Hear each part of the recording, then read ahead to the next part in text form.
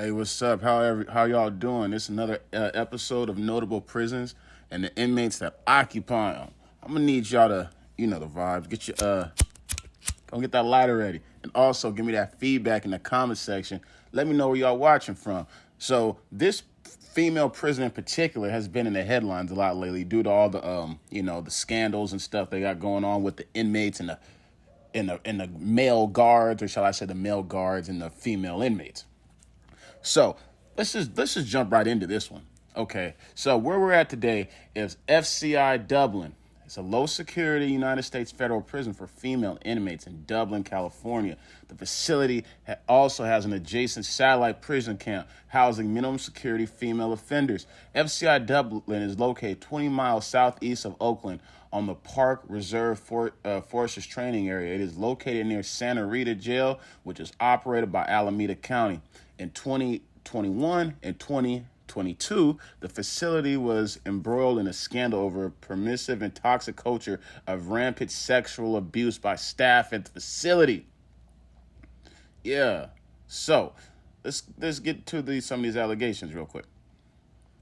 On November 5th, 1986, Robert McIntosh, who had escaped during a prison transfer 1 month earlier, landed a stolen helicopter in the exercise yard and escaped with Samantha Lopez, who was serving a 50-year sentence for bank robbery.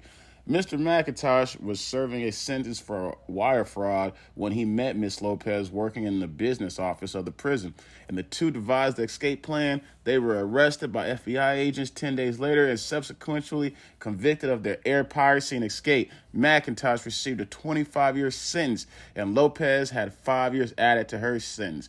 So, for sure, Mr. McIntosh is out now.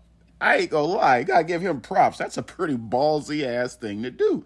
Like, he just landed the helicopter in the middle of the yard and picked this chick up like, come on, get your shit, we out of here. That shit should be in a movie.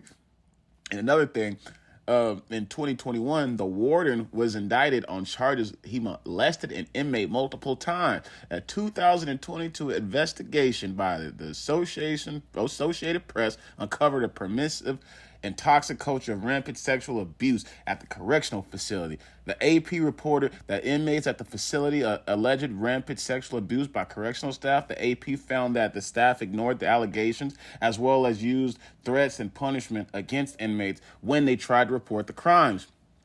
The AP also reported on February 2022, that one staff member was scheduled to plead guilty to sexual abusing at least two inmates. Another staff member was scheduled to be arraigned for sexual abusing one inmate, and the prison chaplain had signed a plea agreement and was scheduled to plead guilty to sexually abusing one inmate. So apparently this is a very common thing, it seems like, at this female prison. And I always wondered that, is this an issue in female prisons? Because here you have all these females, and some of them are hot as hell, and you got these dudes who are probably cornballs on the street, no game, no nothing, and so they got that authority, that power, and it's kind of like, they abusing it. They abusing their power. Them scummy ass guards, man. You know what I mean? It's one thing if y'all had like a relationship. You know what I mean? If like you was the guard on this tier, and then like Sarah Mitchell at C103 or whatever the hell, if she like just liked you and you guys liked her and you've been working there for 6 years, she might flash you when you walk by or something. That'd be different. But you over there trying to take it from the woman. Oh, you scummy as hell. You damn scumball. Anyways, let's get into the list. Trisha Hurst, granddaughter of publishing magnate William Randolph Hearst, convicted in 1976 of participating in a 1974 bank robbery with members of the Liberation Army, who had kidnapped her several months before, and then she was pardoned in 2001 by Bill Clinton. Released from custody in 1979 after President Jimmy Carter commuted her 7-year sentence to 21 months. So she has she's done her rounds of the California Penal Code prison system. Next we have Rita Lavelle. assistant administrator of the Environmental Protection Agency for Solid Waste and Emergency Response under President Ronald Reagan. Was convicted in 1984 for perjury after investigation of the Superfund program. However, she was released from custody in 1985 after serving 4.5 months of a 6-month sentence. Michael Milken, American billionaire financier who created high-yield bonds, convicted of security frauds in the 1990s. His case was the largest criminal case in Wall Street history, but he was released from custody in 1993 after serving 22 months of a 10-year sentence, later reduced to 2 years. What? Yo, I can't make this up. This person's name is Squeaky Frome. He's attempted to assassinate President Gerald Ford. It was transferred to FPC Alderson after a physical conflict with another inmate in 1979 and escaped from Alderson in 1987, only to be recaptured. Only to be recaptured 2 days later and sent to FMC Carswell.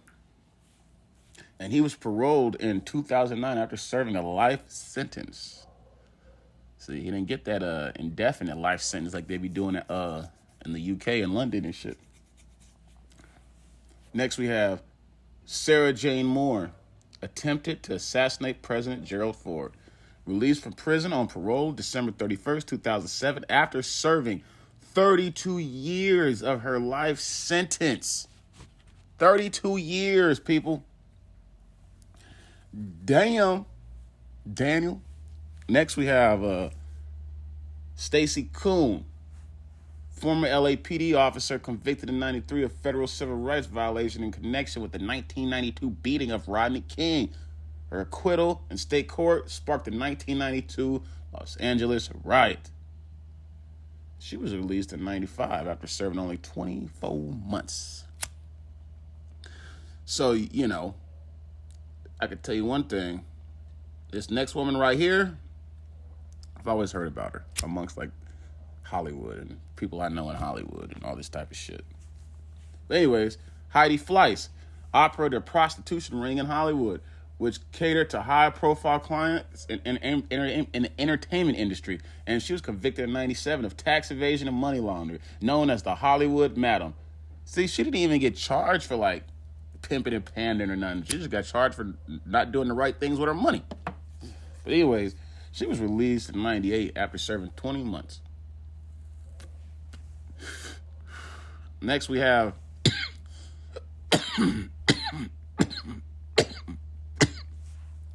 Pavlo Lorozhenko,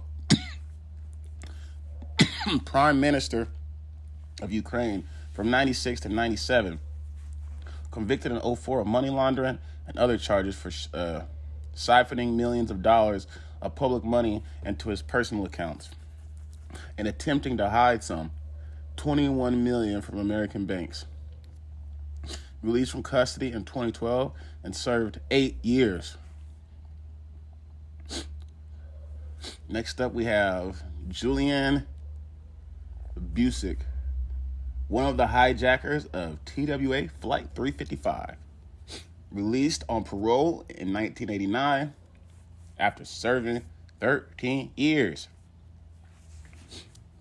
Next, we have Breonna Waters.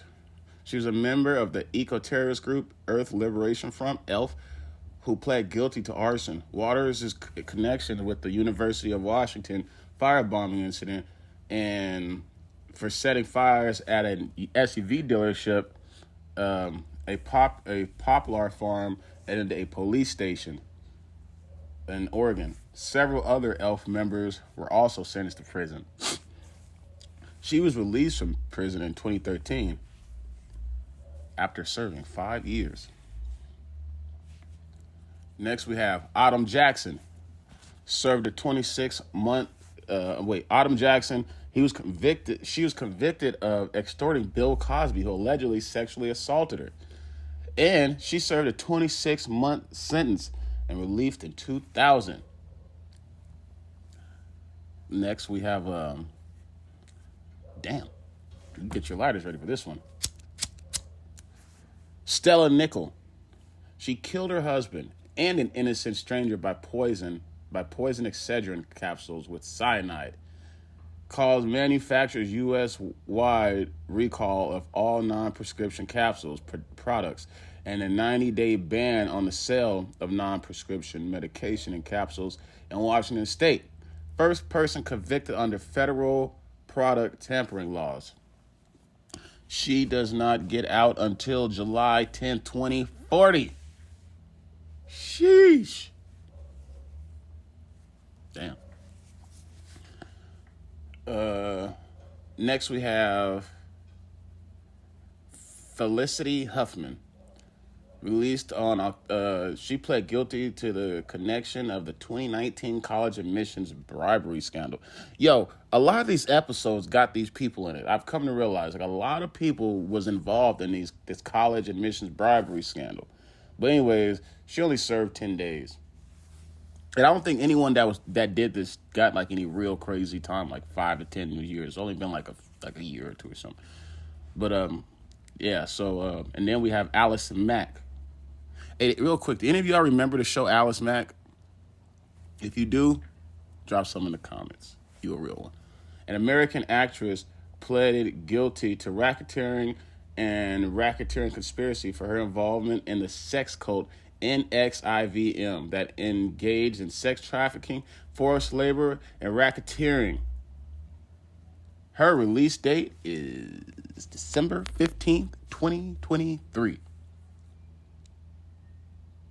Yo! Is Allison Mack the girl that played Alice Mack? I don't think so. It's a good question. No, I don't think so. Drop some in the comments, y'all. Appreciate y'all for watching.